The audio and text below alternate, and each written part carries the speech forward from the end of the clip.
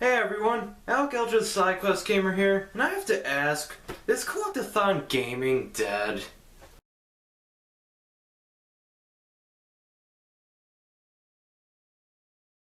I have to admit that this question has been lingering in my mind for quite a while. It all started when I played Banjo-Kazooie for the first time last year. I've also been recently playing Spyro the Dragon. What do these games have in common? Well, you collect stuff as a method of progression throughout the game. This also encourages exploration in the groundbreaking 3D levels. They were also made in the 90s and followed what the universally acclaimed Super Mario 64 has started. Now, flash forward 10 or 12 years, I've finally beaten Super Mario Galaxy 2 for the Wii with all 242 Power Stars. Technically speaking, it's a collect-a-thon, but all sense of wonder and exploration were just thrown at you with cinematic effects, and the game felt so linear rather than three-dimensional.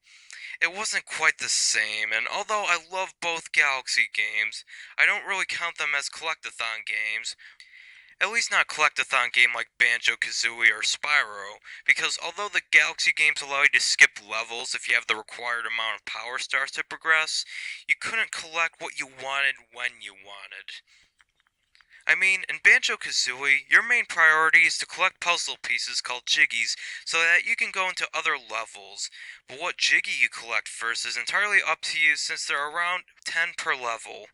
Super Mario 64's priority collectible is Power Stars, and although you have to collect some before being able to reach others, you can occasionally jump the gun. For example, on Bob-omb Battlefield, you have to defeat King Bob-omb before unlocking access to most of the other Power Stars, but you can get the Power Star Chain Chomp is guarding before you face the King.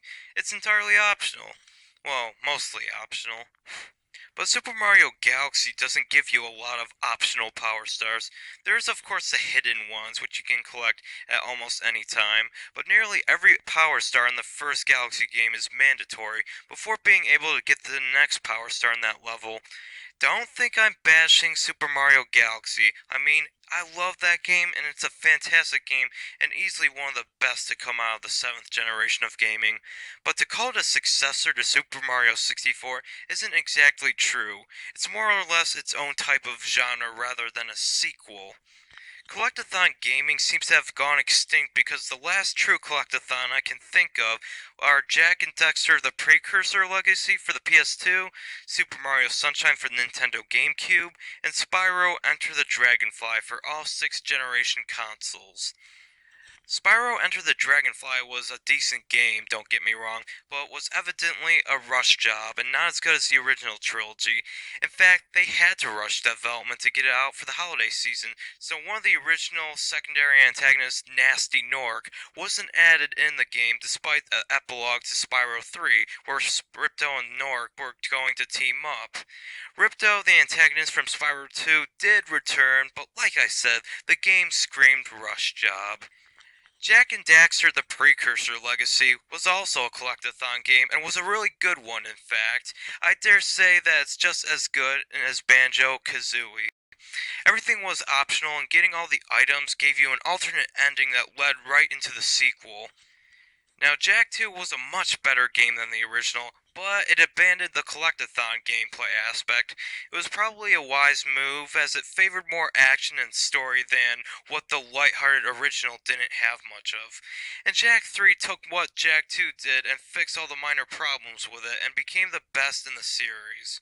I'm not sure why they abandoned the collect-a-thon aspect. I mean, they could have added story and action along with collecting things, but I don't know. It's just odd. Maybe it's because that collectathons don't age nearly as well. Now let's talk about the beginning of the end of Collect-A-Thon gaming.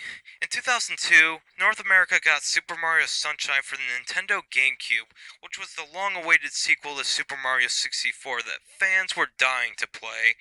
In my opinion, it's not only one of the best games on the system, it's also one of my favorite Mario games ever. But the thing people hated about the game, I actually liked. But I can understand why people hated the Blue Coins challenge. It was no doubt a drastic change in the Mario series. Instead of collecting Power Stars, you collect Shine Sprites, and they follow the linearity of Super Mario Galaxy, where you have to get most of them in order.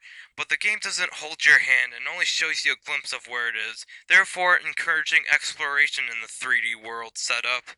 There are even some hidden Shine Sprites, and then there are the completely optional blue coins that further encourage exploring the vast 3D worlds. My favorite levels in the game to explore are Pina Park and Pianta Village. Don't get me wrong, there were some things that annoyed me about the game, but it's overall fantastic and everyone should play it to see it for themselves, whether it deserves all the mixed opinions that it gets. Now, what was the final nail in the coffin for Collect-A-Thon Gaming was the buyout of Nintendo's second-party developer, Rare, by Microsoft. I mean, sure, there was Super Mario 64 developed and published by Nintendo themselves, but back then, Rare made all the good Collect-A-Thon games from Nintendo 64, like Banjo-Kazooie, Banjo-Tooie, and, of course, Donkey Kong 64. Now, nearly everyone on the internet has talked about how it was a stupid move on Nintendo's part to sell their shares of Rare to Microsoft, but keep in mind, Nintendo only owned 49% of the shares, meaning that if Microsoft had 51% shares, Nintendo had no control over them, and they might as well sell their 49% shares to avoid financial responsibility of Rare. I thought it was stupid that Rare sold the 51% shares to Microsoft, but that's for another day. So, there was a deal that allowed Rare to develop Banjo Grunty's Revenge for the Game Boy Advance, which was released in 2003, and they allowed Nintendo to use all of the IPs for Diddy Kong Racing DS, except for Conker and Banjo, who were replaced with Dixie and Tiny Kong from the Donkey Kong Country series. Everybody loved Rare and Nintendo's Banjo-Kazooie and Banjo-Tooie. And the problem was that at the end of Banjo-Tooie, there was hinted to be a sequel called Banjo 3E, and there was even a tech demo showing all the characters hinting that the GameCube would have that sequel. But Rare was bought out by Microsoft to make interesting Xbox Connect games. And take interesting with a grain of salt. However, a Banjo-Tooie sequel would be created on the Xbox 360 called Banjo-Kazooie Nuts and Bolts, which is one of the internet's most hated sequels, since it abandoned the original Collect-A-Thon formula in favor of building and racing cars. As a game itself, it isn't bad, but as a Banjo-Kazooie game, it's one of the worst betrayal sequels in gaming.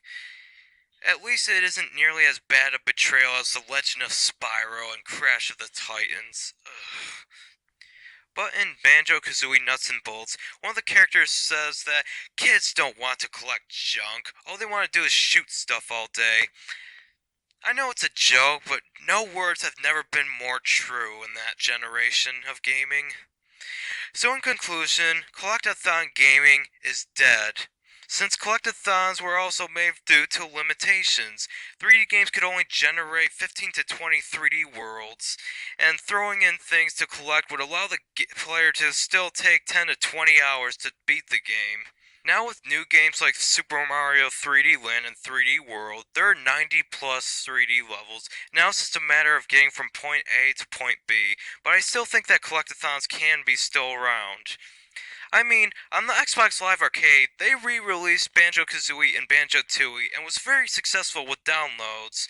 There is of course a Spyro trilogy on the PlayStation Network that's quite popular among PS3 gamers, so there's still some interest in Collect-A-Thons, not to mention that there's probably a lot of Collect-A-Thon indie games being made or already made, like, for example, A Hat in Time or the short but sweet Kiwi 64. So in conclusion, yes, Collect-A-Thon gaming is dead, but only for console gaming. However, downloads are a completely different story. Now gamers, what do you think of Slactro's Kiwi 64? Do you think it deserves a lot more levels than a full version?